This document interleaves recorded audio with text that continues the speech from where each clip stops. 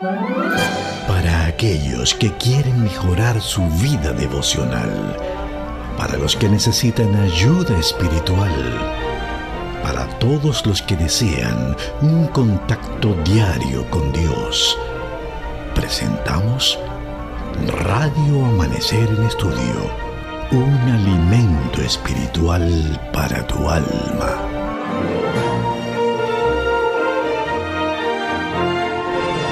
Saludos amigos y hermanos, por la gracia de Dios nos encontramos en Radio Amanecer en Estudio. El pastor Roberto Matos, nuestro invitado especial durante todo este trimestre, y quien les habla, el pastor Mario Rondón, le acompañarán en este momento para estudiar la lección número 6. La lección número 6 de este trimestre lleva por título Me levantaré. Me levantaré, de esa guía de estudio del libro de Salmos, donde Dios y el pueblo se encuentran de corazón a corazón. Me levantaré es el título de esta lección número 6, y el texto a memorizar dice: por la opresión del débil y por el gemido de los menesterosos, ahora me levantaré, dice el Señor, y salvaré al que suspira. Salmo 12, versículo 5. Pastor Roberto Matos, bienvenidos a Radio Amanecer en Estudio una vez más. Gracias, Pastor Rondón. Un saludo para usted y para cada amigo que una vez más nos sintoniza, a cada hermano, esperando que el estudio de hoy sea de bendición para cada uno. Amén, amén. Vamos a orar. Queremos pedir a Dios que nos dirija, que nos guíe a toda verdad en este estudio. Así que diríjanos en oración, Pastor Matos. Dios y Padre bueno, gracias. Gracias, porque nos das la oportunidad una vez más de estudiar tu santa palabra. Amén. Estamos seguros que el Santo Espíritu que la inspiró vendrá a nuestra mente y podrá ministrar a cada amigo y hermano que nos escucha, en el nombre de Jesús. Amén. Amén. Amén. Me levantaré es el título de esta lección número 6, como ya hemos dicho. Y habla acerca de un Dios que no es pasivo ante las situaciones que afrontan sus hijos e hijas, ante el gemido de los menesterosos, ante la opresión del débil, ante la esclavitud, ante el maltrato contra los inocentes.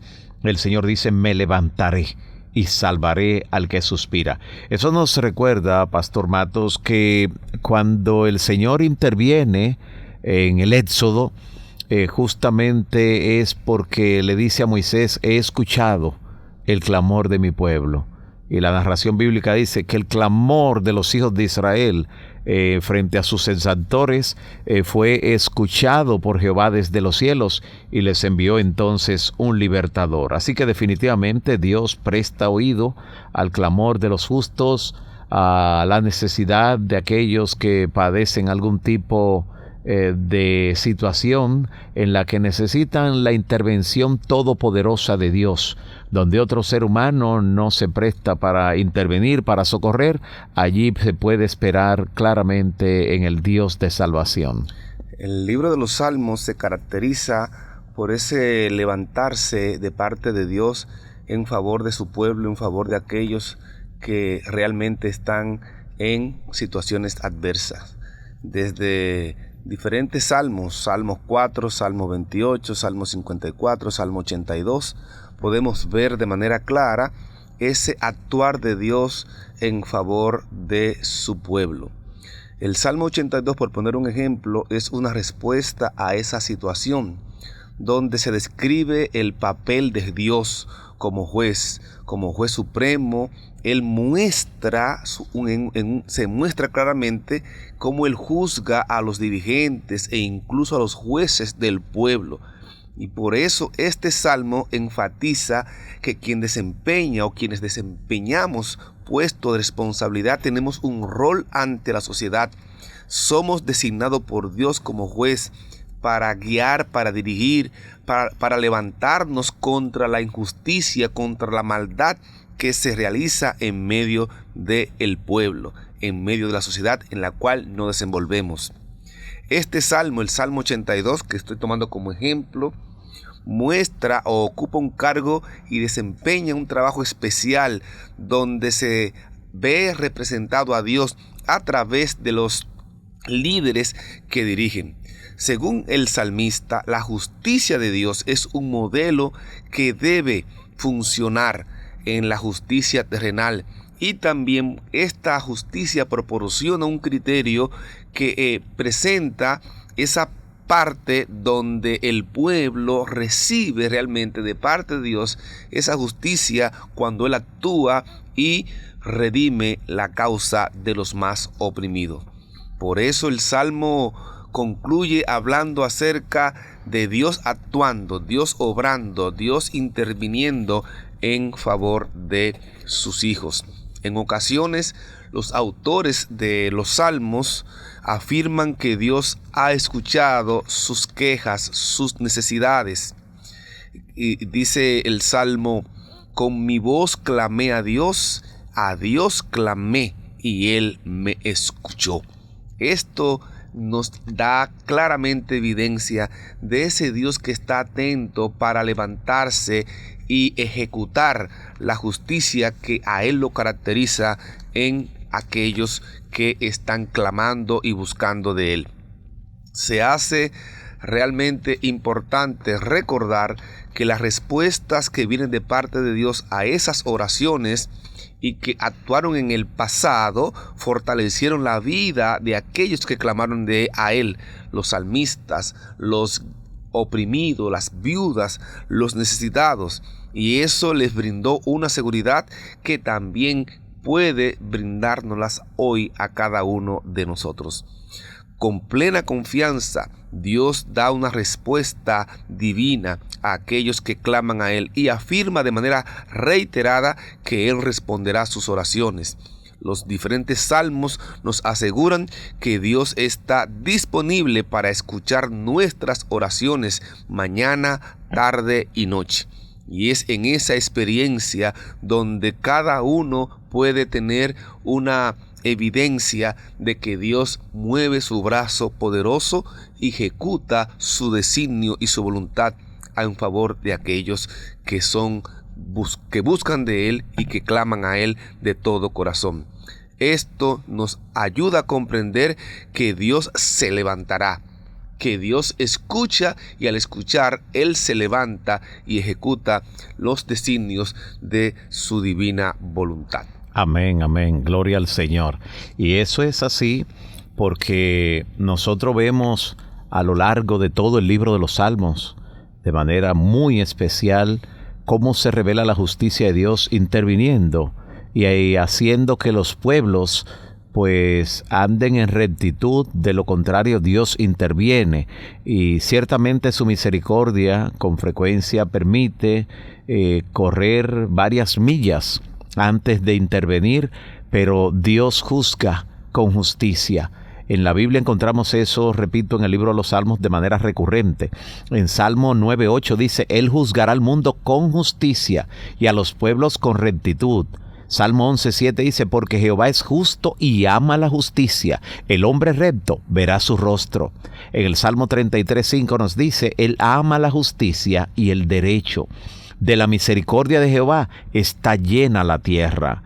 En el Salmo 45, versículos 6 y 7 dice: tu trono, Dios, es eterno y para siempre. Cetro de justicia es el cetro de tu reino. Has amado la justicia y aborrecido la maldad. Por tanto te ungió Dios, el Dios tuyo, con óleo de alegría, más que a tus compañeros. Esta es una de las citas que es tomada por el autor de los Hebreos, citando especialmente de la Septuaginta, allí en el capítulo 1, el primer capítulo de la carta o el libro de los Hebreos. Salmo 89:14 dice: justicia y derecho son el cimiento de tu trono. Misericordia y verdad van delante de tu rostro. Luego en el Salmo 97:2 dice que nubes y oscuridad hay alrededor de él. Justicia y juicio son el cimiento de su trono. Salmo 103:6 dice: Jehová es el que hace justicia y derecho a todos los que padecen violencia. Aunque aquí en la tierra, humanamente hablando, muchos puedan burlar la justicia humana, nunca podrán burlar la justicia divina. Y esto es muy elocuente en esta época de tanta violencia, cuando en cumplimiento de lo que dijo el Señor Jesús, que los últimos días serían como los días de Noé, la tierra está llena de violencia. Pues el Señor dice aquí en el Salmo 103:6 que Jehová es el que hace justicia y derecho a todos los que padecen violencia. Salmo 111:7 dice que las obras de sus manos son verdad y juicio, fieles todos sus mandamientos. Estos son solo algunos de esos textos que encontramos en el libro de los Salmos que hablan de la justicia en relación con Dios. La justicia de Dios tiene dos vertientes. La primera es que la justicia es uno de sus atributos, forma parte de lo que Dios es. Y la segunda deriva de la primera. Dios es un juez justo. Por tanto, Dios obrará y juzgará con justicia. No nos debe caber la menor duda, amigos y hermanos. En Dios no tienen cabida las injusticias que se dan en este mundo entre los seres humanos, especialmente contra los más débiles. Cuando el Señor intervenga, lo hará con justicia. Y cuando el Señor interviene, lo hace en forma que no deja ni sombra de dudas de que Él realmente es un juez justo. Y nuestra época no es la única en la que rugen el mal, la injusticia, la opresión, la violencia contra el débil. Vemos cómo los salmistas también vivieron en tiempos así.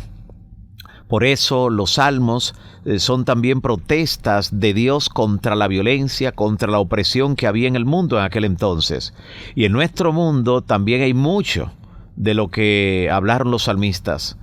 El Señor es piadoso y el Señor retiene su ira en su gran paciencia, porque no quiere que ninguno perezca, nos dice la palabra, sino que todos procedan al arrepentimiento. Pero eso no significa que se va a prolongar en forma indefinida, debido a su misericordia, el tiempo sin que Él intervenga con justicia.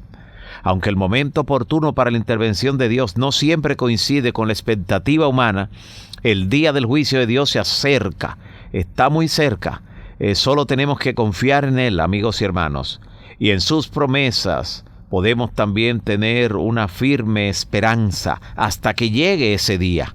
Solo el Creador, cuyo trono se fundamenta en la rectitud y la justicia, como vimos en los Salmos, solo el Creador puede brindar estabilidad y prosperidad al mundo con su juicio soberano.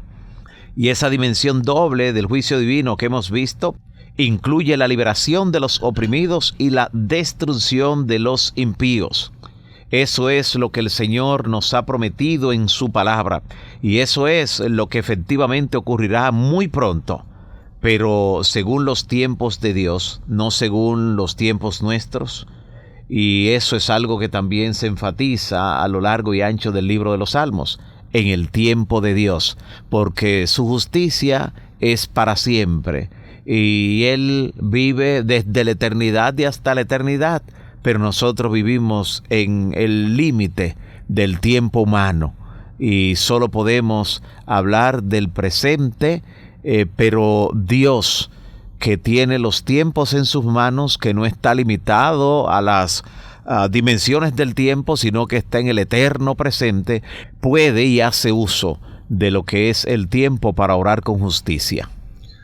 Gracias, pastor. Esos comentarios son muy atinados conforme a lo que estamos estudiando en el día de hoy.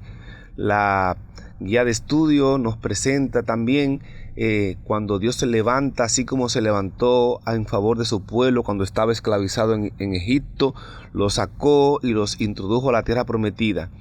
En el tiempo de Moisés, las leyes mosaicas, así conocidas, a esas instrucciones dadas por Dios, en esas leyes, antes de establecerlos en la tierra prometida, Dios tuvo cuidado de establecer parámetros para que ciertos grupos fueran cuidados al ellos habitar o introducirse a la tierra prometida.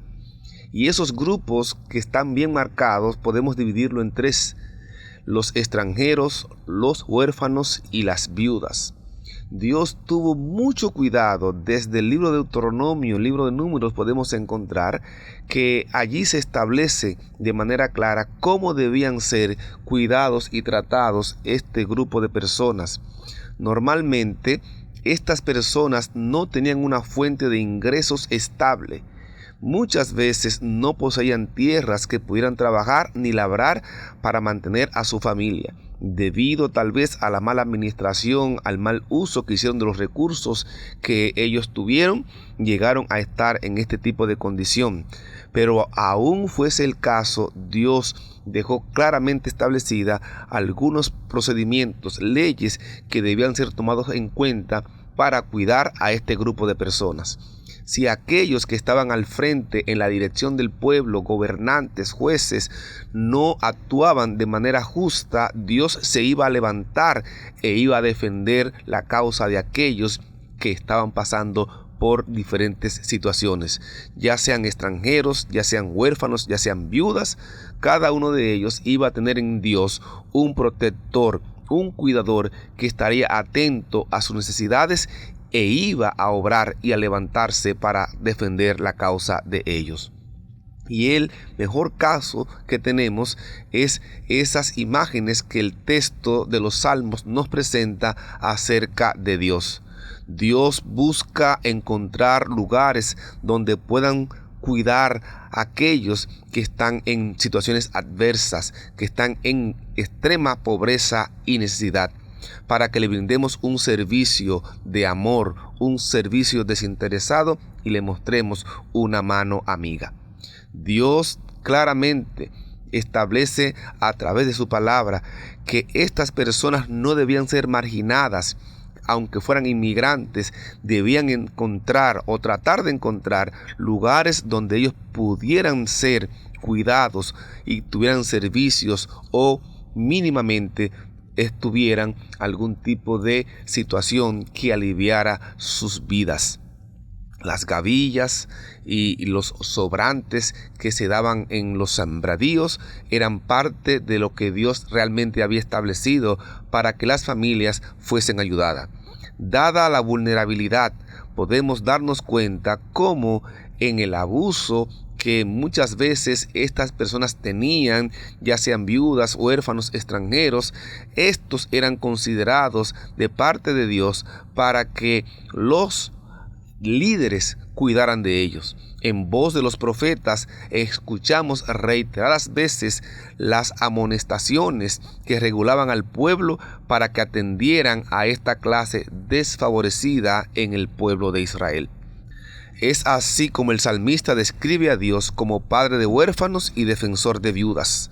La promesa del Salmo es: el Señor guarda a los extranjeros, Él guarda al huérfano, Él guarda a la viuda, Él sostiene al necesitado y trastorna el camino de los impíos.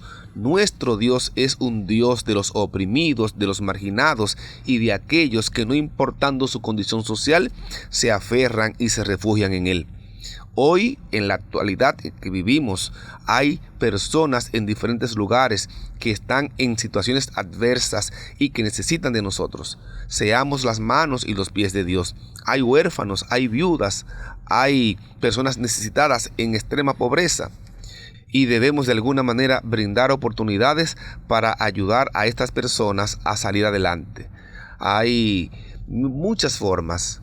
ADRA es una agencia que la Iglesia Adventista tiene para poder atender a las personas en situaciones de extrema pobreza, brindarle asistencia y en momentos de emergencia, pues también allí acudir en favor y en ayuda de aquellas personas. Amén. ¿Cómo se le llama el brazo humanitario de la Iglesia Adventista? Excelente, excelente.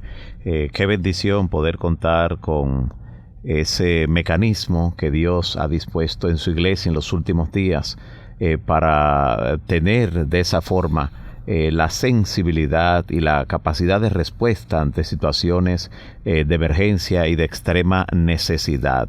Nosotros encontramos que la Biblia, y especialmente en el libro de los Salmos, nos habla claramente de cuándo será plena la justicia, porque cuando el Mesías finalmente se siente en su trono para reinar, al final de la historia humana y al inicio de su reino eterno, ese reino que llenará toda la tierra, como dice la profecía de Daniel 2, y ese reino que será para siempre.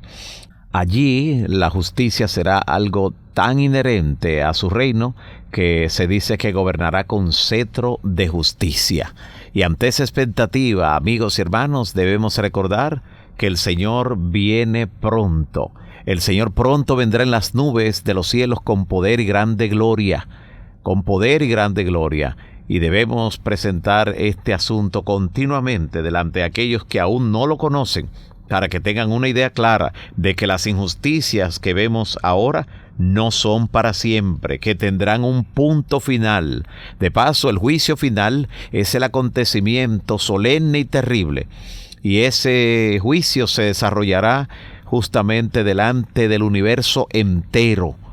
El Padre Eterno ha delegado todo el juicio al Señor Jesús. Jesús dice, porque el Padre a nadie juzga, sino que todo el juicio ha entregado al Hijo, por cuanto es el Hijo del Hombre. Será el Señor Jesús, el mismo que enfrentó injusticias contra Él también. Él será quien declare la recompensa que recibirán los que hayan sido leales a sus preceptos, los que hayan esperado en su justicia. Y en ese momento Dios será honrado y su gobierno será vindicado y glorificado plenamente. Y todo eso ante la presencia del universo. Cuando el gobierno de Dios sea reivindicado y exaltado en la mayor medida posible, allí no quedará ninguna duda de que Dios merece la honra y la gloria por toda la eternidad. Es debido a ese espíritu de justicia que es parte integral del reino de Dios, que luego nos dice la palabra que la religión pura y sin mácula es justamente la que presta asistencia a los necesitados, a los oprimidos, a los indigentes. Y esa religión pura de Jesús es la fuente de la cual fluyen corrientes de caridad, amor, abnegación, bondad, todo lo que pueda denotar de alguna manera la atmósfera celestial. Así que ser un creyente, ser un seguidor del Maestro es ser un hombre semejante a Cristo, una mujer semejante a Cristo, es ser bien activo en lo que tiene que ver con el servicio de Dios, estando presente, animando al que está desfalleciendo, orando por el que está de alguna manera necesitado, por el que ha estado perdiendo tal vez la fe, la esperanza. Y la religión no consiste directamente en obras, pero la religión obra, no es inactiva. La fe sin obras, de paso, dice Santiago, que está muerta.